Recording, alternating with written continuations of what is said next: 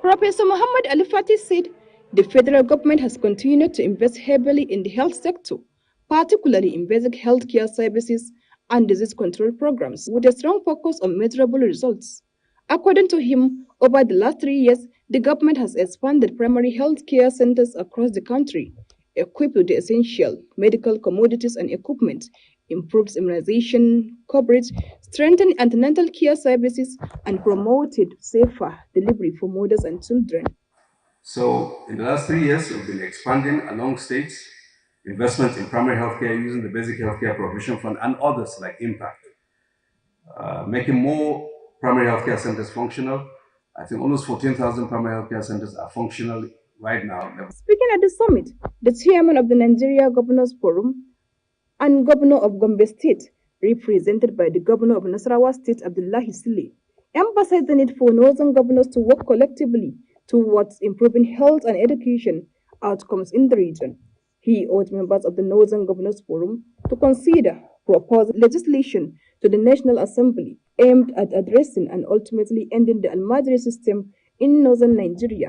Let the Arewa Consultative Forum, let the Northern Governors Forum, let the Nigerian Governors Forum, let our traditional rulers, let some of them from the federal come together and propose a bill to the National Assembly to terminate it for entire Nigeria. And that is the only way we can do it.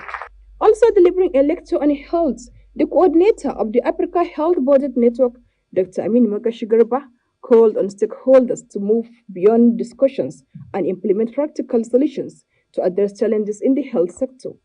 He noted that observations by the Minister of Health require urgent attention and advocated for a declaration on a state of emergency in the health sector to improve the country's poor health indicators.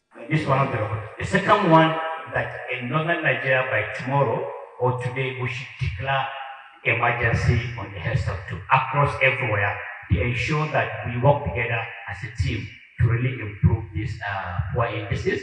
And the last one I will also mention is the out-of-pocket expenditure need to be reversed. Our government must commit funding annually and we must release that funding. Sometimes we allocate 16% of the total budget to health, but by the end of the year, we are only reporting 2-3% of expenditure or disbursement. Several papers were presented during the event, focusing on strategies for improving health and education as key pillars for human capital development and sustainable economic growth in the region. Zahra Unasir, Global TV News. Away from Zarao's report now, Lagos State Task Force has given a 72-hour ultimatum to street traders and illegal occupants operating along the Alaba-Arago corridor of the Mile 2 Badagry Expressway ahead of a planned enforcement exercise aimed at restoring environmental order in the area. The ultimatum was given by the chairman of the Lagos State Task Force, Adetayo Akerele, on Wednesday in the state. Akerele disclosed that the operation forms part of ongoing efforts to enforce the Lagos State Environmental Management and Protection Law and other regulations designed to maintain environmental sanity across the metropolis. One person is feared dead while scores of others are trapped after a 3-story building under construction along Peter Odeli Road, a highbrow area of Port Harcourt, collapsed today. Though the cause of the collapse could not be immediately ascertained, eyewitnesses attributed it to possible structural defects. In the meantime, rescue workers have recovered the lifeless body of a yet-to-be-identified person who was among those trapped in the rubble. Quite a sad development there. This is Global Television and you are watching News Cycle. News Cycle continues after these weather forecasts, plus business, foreign, and sports stories for you on the other side of the break. Please do stay with us. Hello and welcome to the weather forecast. Wednesday was generally calm across most parts of the country, especially during the morning hours. Now with significant weather systems developing, we expect conditions to be a bit more active as we step into Thursday. Residents in parts of Adamawa, Taraba, Gombe, Bauchi, Kaduna, the Federal Capital Territory, Plateau, Nasarawa, Benue are expected to prepare for possibilities of morning thunderstorms. Further south, rains are likely to parts of Cross River, Akwa Ibom, Ebonyi, and Abia states. As we go into the afternoon and evening period, The southeast and south-south region have higher chances of rains, while the southwest will likely see cloudy conditions, as conditions are expected to be generally stable in this region. To the north central and northern region, conditions continue to favor thunderstorm developments in most parts of the region. And wherever you're watching from, stay weather aware. I am Theodora Itzum. Thank you for watching.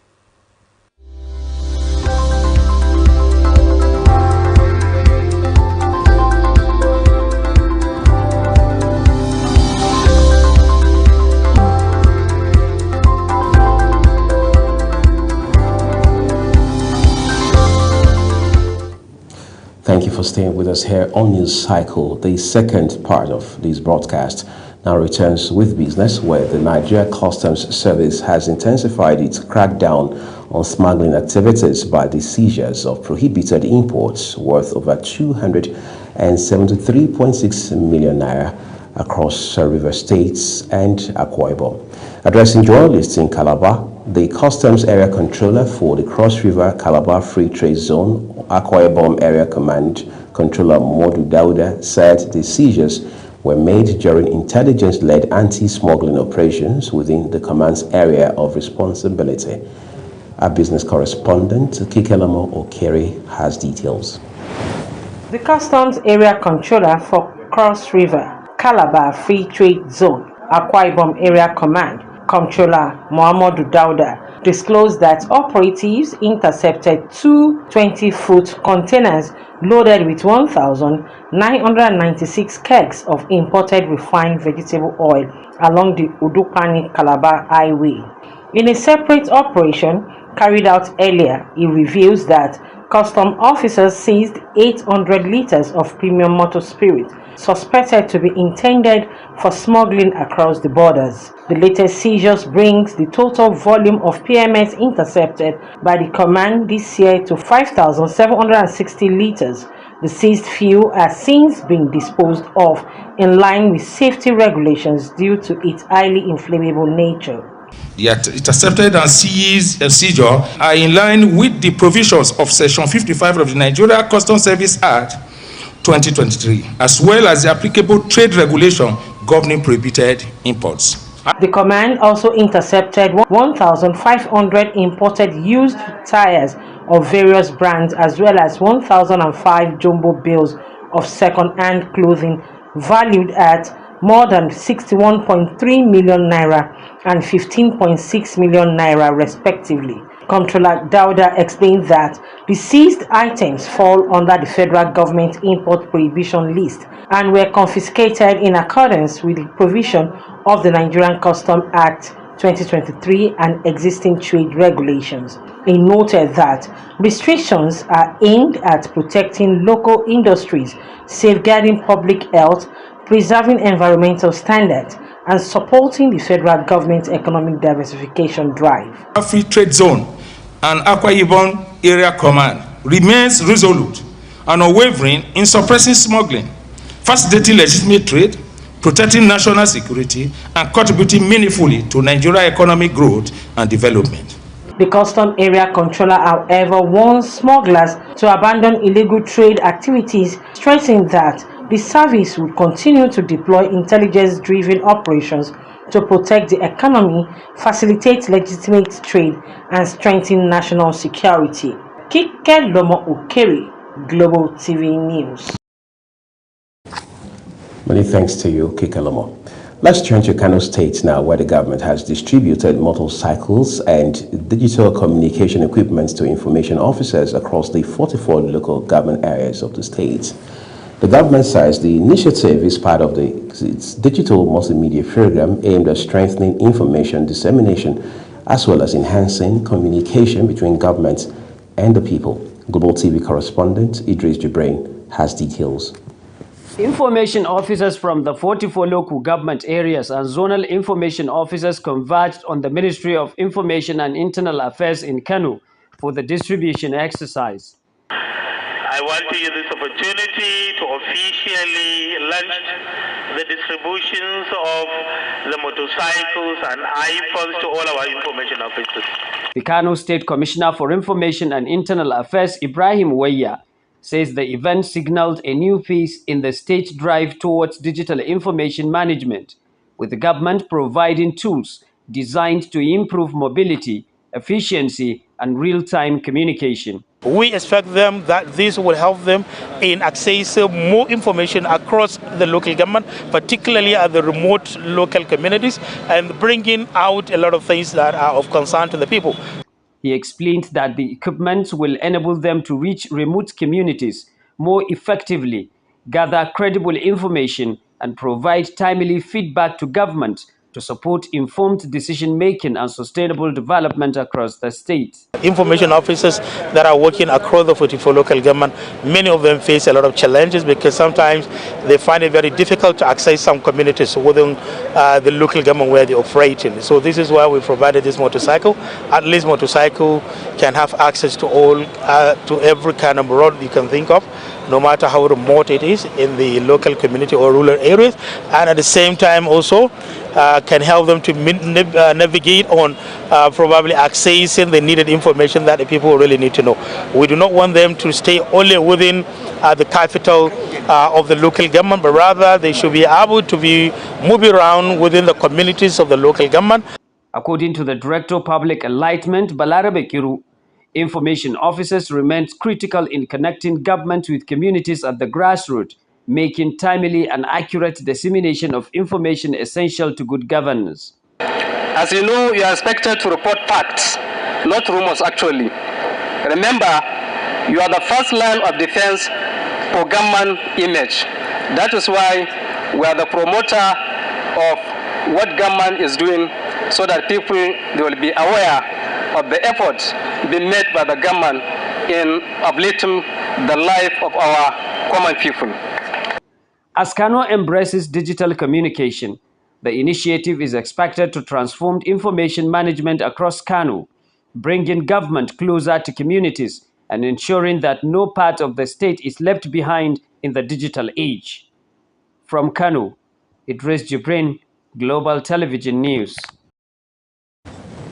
Let's turn to the foreign scene now. The resignation of United Kingdom Prime Minister Keir Starmer has sparked mixed reactions across London, with many residents expressing frustration over the country's economic challenges and growing political uncertainty. While some see the development as an opportunity for a fresh start, others doubt a new leader will bring immediate change to their daily lives. We'll continue to track those details for you. France has today announced its first confirmation case of Ebola identified on its territory, doctor back from the Democratic Republic of Congo, which is fighting a major outbreak. The case is the first of the deadly disease identified outside the African continent during the current outbreak, which has also affected Uganda. In 2014, during a major outbreak in West Africa, 2 patients were transported to France. However, they had already been diagnosed abroad. And now time to take a look at sports for you. The National Sports Commission and the Nigeria Football Federation have rolled out sweeping reforms aimed at stabilizing the Super Eagles and turning the domestic league into a more competitive and commercially viable competition. The meeting held at the Commission's headquarters was attended by NSC Chairman Shehu Diko, Director General Bukola Olokbade, NFF President Ibrahim Gusau, NFF Secretary General Dr. Mohamed Sanusi, and Super Eagles head coach Eric Shiel. Sports correspondent Aniete Patrick has more. Nigeria's football authorities, led by the chairman of the National Sports Commission, Shehu Diko, says the measures include a new contract and expanded role for the Super Eagles coach Eric Chell, as well as a record 1 billion naira prize money for the Nigerian Premier Football League champions. At a high-level meeting in Abuja, the National Sports Commission and the Nigerian Football Federation reached key decisions designed to strengthen the national teams and reposition the Nigerian Premier Football League. Top on the list is a contract extension and improved remuneration for Super Eagles head coach Eric Chell. The National Sports Commission will also take over the payment of salaries for Chell's assistant coaches, a move expected to give the technical crew greater stability ahead of Nigeria's upcoming qualification campaigns. Chelle has equally been landed an expanded responsibility to lead the Olympic Eagles, Nigeria's under-23 national team. So technically the outcome of the meeting with the head coach is we agree on his new contract and the new remuneration, which I think the NFF will do the necessary to now be able to finalize it. But at least I can confirm to you we have agreed a new terms, I can say term sheet with the coach, depending when the NFF will put it on the paper, but at least we have agreed something with the coach.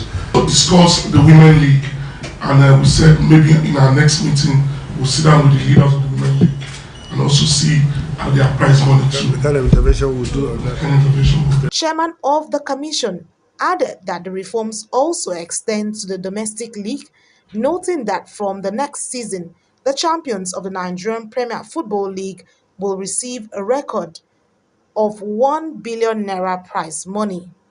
The runners-up will earn 500 million naira, while the third-place club will take home 300 million naira. The commission says the new reward structure is expected to improve competition, attract investments, strengthen club administration, and encourage talented players to remain in the domestic league. Part of also the reform is that we are going to work together in collaboration with the NFF and the league to intervene to see at least we brought not just the games on TV, as many games as possible. President of the Nigerian Football Federation, Ibrahim Gusau, also noted that club licensing regulations will now be enforced more strictly, with a proposed minimum monthly salary of 2 million naira for NPFL players. See about the league and then what can we do to see how we can improve on what we are doing generally on our football. With a strong technical structure, improved player welfare, and unprecedented financial incentives, stakeholders say the latest collaboration between the NSC and NFF would signal a new chapter for Nigerian football. Aniette Patrick, Global TV News. Many thanks to you, Aniette. And that's the full cycle on the news here. A quick reminder that Global Television is on DSTV channel 365, Star Times channel 276, and Free TV. I'm Uyag Mofwegbe saying we appreciate your time with us. I'll see you again on News Prime.